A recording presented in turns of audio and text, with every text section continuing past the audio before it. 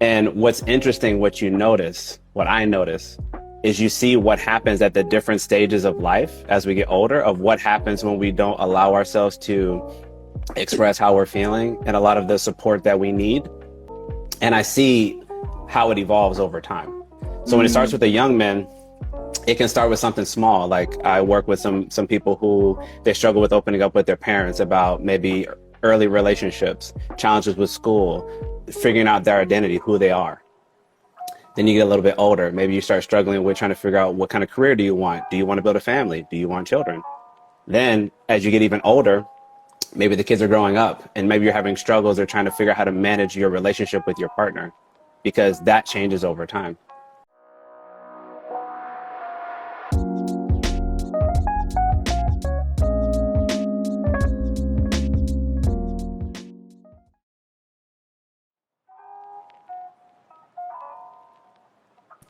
So when it comes to opening up, especially for men, right? Obviously, for those that don't know, like I work predominantly with men, not only with men, but predominantly with men and men of color. And I find myself often, even just last night, having this conversation about what I'll start with sort of the side effects or the consequences of what happens if you don't open up. And then we'll try to lead that into why it's important to do that, right? Love it. So I have on my current load that I work with, I have some young men. So let's say adolescents, like 14, 15 years old. I have grown men around my age, late 20s, mid 30s, and then men even older than that. And what's interesting, what I notice, is you see what happens at the different stages of life as we get older, of what happens when we don't allow ourselves to express how we're feeling and a lot of the support that we need that we don't maybe as open as we could be about sharing about it. And I see how it evolves over time. So when it starts with the young men, it can start with something small. Like I work with some people who they struggle with opening up with their parents about maybe early relationships, challenges with school, figuring out their identity, who they are. Then you get a little bit older. Maybe you start struggling with trying to figure out what kind of career do you want? Do you want to build a family? Do you want children? Then as you get even older, maybe the kids are growing up and maybe you're having struggles or trying to figure out how to manage your relationship with your partner, because that changes over time. So I see it in these different ways, right? Why that matters is because if we don't, again, as the men, if we don't and are not willing to open up and share and express how we feel, we're sort of condemning ourselves to having those type of challenges as we get older. I can promise you with as much certainty as I can possibly communicate right now, it will happen. Because what I'm just said to you is what I'm reflecting on what I literally just discussed this past week at different levels. So it can be a certainty. So the purpose of us doing it, number one, is to understand that we don't have to go through life by ourselves. We don't have to struggle through everything all the time. But a lot of us get the messages that is what is necessary.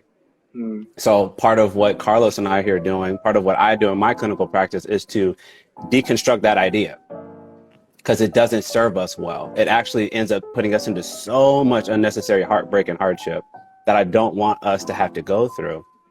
But learning the basics of how to do it, why to do it, and some of the effects of what can happen if you don't do it is what I hope you kind of take away from this conversation today. I love that. Yeah, honestly, that's opening up is something that you can't put off. Like it's literally, you put it off as much as you want, but you're eventually going to need to have that conversation and understand like the importance of doing it, because it does grow in the background, in my opinion. Like that, those feelings, those emotions tend to expand as you like avoid them or push them down, however you want to say it, whatever wording you want to use, and eventually they can even become your identity, like you mentioned. Like they can really become who you are, and usually it can even end up hurting you or the people around you.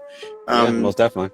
And yeah, it's really crucial and important for us to engage in the activity of opening up, finding someone who we're comfortable with, who's going to be there judgment-free, who's going to be there to support you in the way that you need to be supported, so that we can actually have these conversations more often, because we really are not having these, we're really not doing this enough.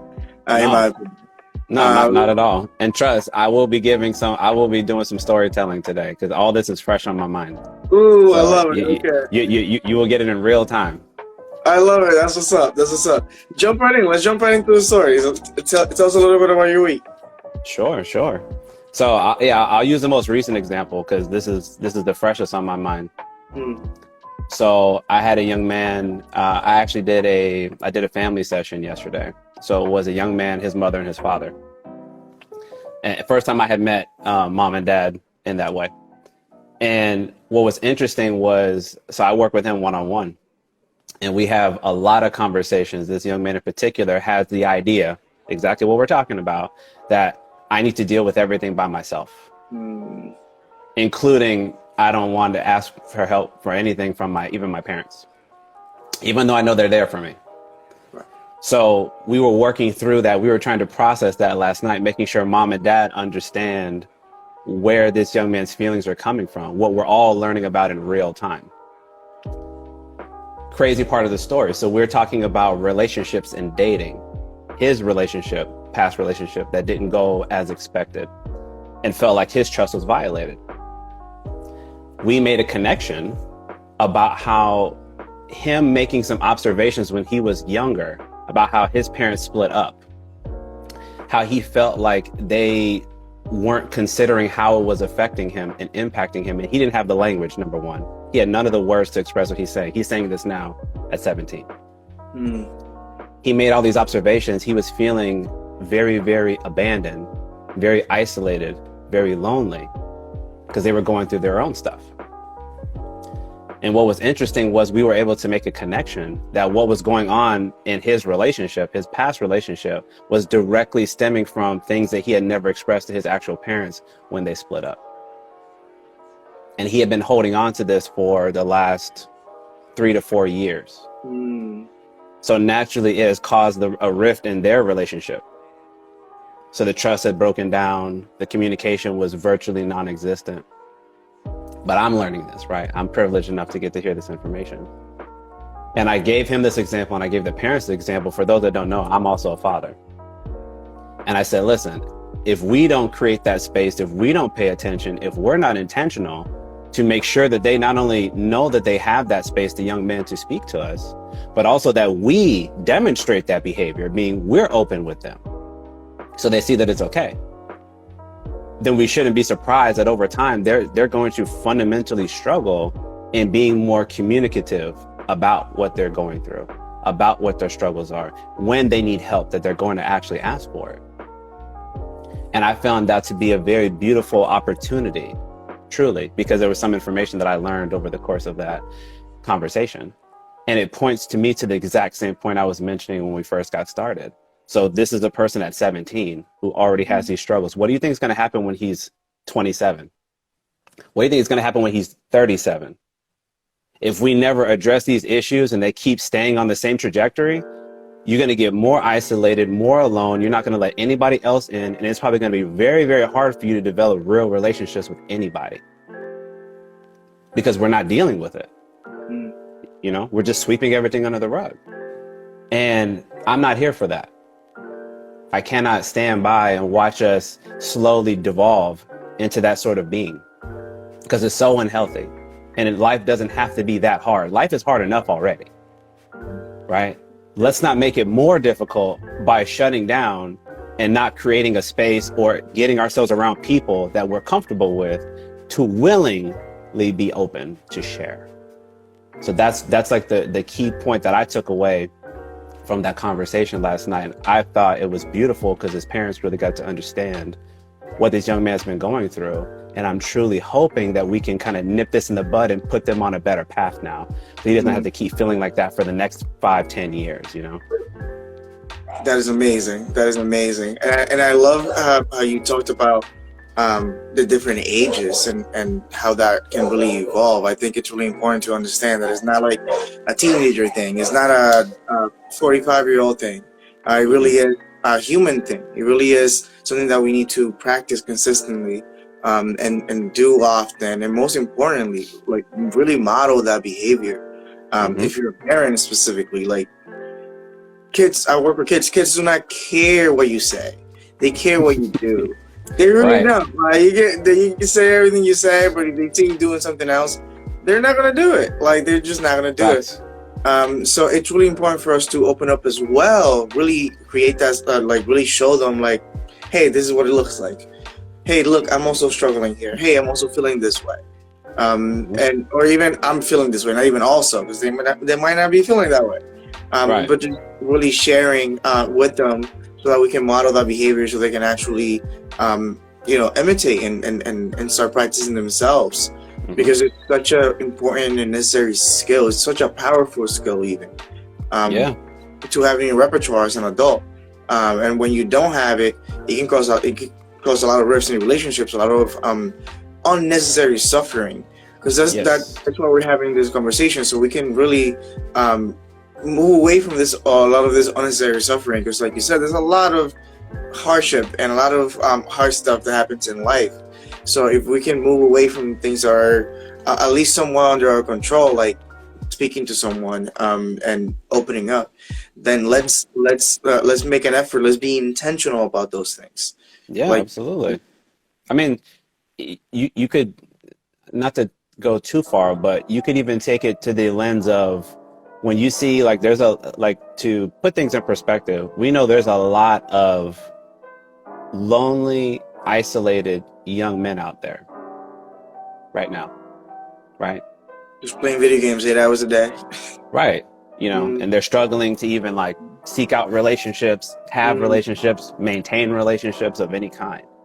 They're really struggling. Like, I watch these stories, I read these articles, I see what is going on here. And I see that a lot of it can stem from the fact that from when we're very young, a lot of them don't learn these fundamental basic skills like you were just speaking about, so that they can create the type of relationships that can stand the test of time. To have these people around that they truly would want to. Or when they're going through difficult times, to know that they have the support systems around them to help them navigate those waters, right? So that they can come out at the end of that and not completely be devastated and fall apart. But it starts, to me, from these types of conversations, because a lot of people may come from environments which we've touched on this before, where it was never okay or appropriate, right? So for the men listening, a lot of women, this is where we can learn from them. They are in environments where it is okay and it is promoted, it is encouraged to speak openly about the things that you go through. And for us, it's fundamentally not the case. More often than not, I'm not saying everybody, but more often than not, that's not the case.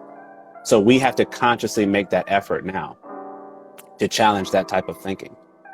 Or we can stay on the path that we are on, and we see a lot of the hurt and a lot of the dysfunction that is going on. What happens when you constantly keep bottling things up all day, every day, and you maybe are surprised that you erupt on people, that you unload all this stuff onto one person that maybe gives you a little bit of attention, instead of thoughtfully doing it with people that you know that you can trust to be open with, that are going to be maybe a little more objective or supportive or allow you to speak openly.